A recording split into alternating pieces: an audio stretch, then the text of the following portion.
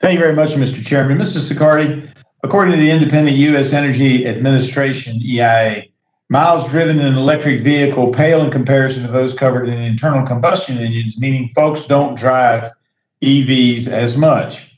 We also know the majority of consumers who currently own electronic vehicles make over $100,000 a year and own multiple vehicles. In a list from Car and Driver magazine, with every new EV model for sale in 2021, the prices of certain vehicles might not seem so bad to some.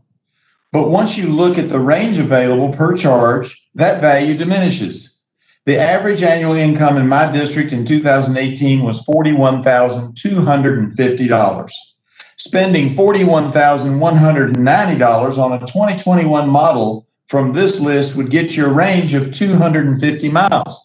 Now, we just heard from the previous witness that most people are just going to be driving to and from work about 30 miles a day, but that's not true in rural districts like mine.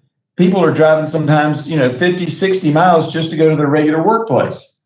Having states, and I would say along with that, having states consider basing cost of electric vehicles on the ratepayers across the board, whether you have an EV or not, is burdensome to my constituents. Do you agree with the numbers that I've gone over, Mr. Sicardi?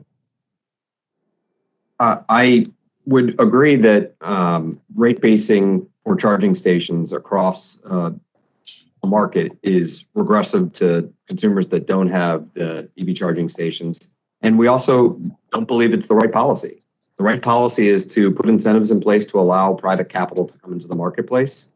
We also do respectfully disagree with others that view that consumers are going to want to change the refueling experience that they've done for the last 60 years and go to places that in some cases are desolate, don't have security, and certainly don't offer the amenities that are offered at the stores that our retailers offer.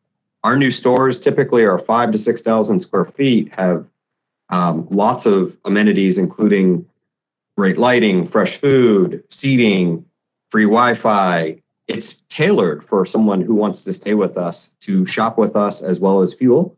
To do that in a parking lot is a very, very different experience. And to me, I just think it'll be very difficult to get consumer adoption and to address the range anxiety you shared if people don't have a similar fueling experience that's ubiquitous to what they do today. And I think it is a real problem for rural America because there likely won't be options. Yeah, and the problem is that we have, and I'm going to go back to the electricity, but I'm going to come back to your point just now. I mean, we just had in the Roanoke Times, which is probably the largest newspaper in my district, we had an article last week indicating that there might be as much as a $22 per month rate increase, and all of a sudden Twitter blows up and says just what we needed, more expenses. And if we start adding the electric vehicle cost on top of that, particularly for areas that may not be served, I think we're going to be in real trouble. I will tell you that there's a lot of areas that won't be served, and I've heard them, talk about Oklahoma and 50, one every 50 miles. I wonder if that's as the crow flies, because in my district, which is mountainous, it's not Oklahoma. You'd have a hard time placing stations where they were actually convenient to folks to do the electricity. And it's rural, it's sparsely populated. I'm hearing about we're going to do it at multifamily homes, and we're going to be doing it, in all these different places. Well, if you're driving that distance, you're not going to have that opportunity. And let me say this, and I know that maybe my world is a little bit different, but my district is roughly the size of the state of New Jersey, maybe a little bit bigger. And so last week, I drove from my hometown of Salem to an event in Pennington Gap, 198 miles. My wife was out of town. I had to get home.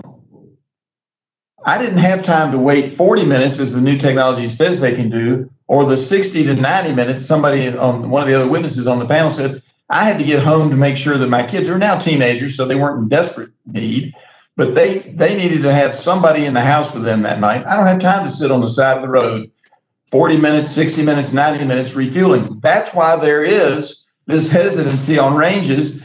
And look, my district is still waiting for the promise of broadband that was given to them by the federal government 20 years ago. We haven't gotten that everywhere yet. We're hopeful that it'll be in the next 2 or 3 years.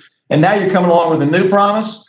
We hear about these promises all the time, and they rarely develop the way the federal government says they're going to. And the last place to get them is someplace like my great city or town of Pennington Gap, very rural, very out there, and the last to receive what the federal government promises it's going to give to all citizens. Do you hear those complaints in your footprint for racetrack?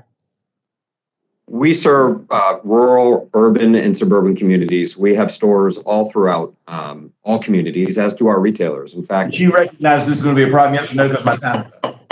Gentleman's time is expired. I yield back, Mr. Chairman. The chair now recognizes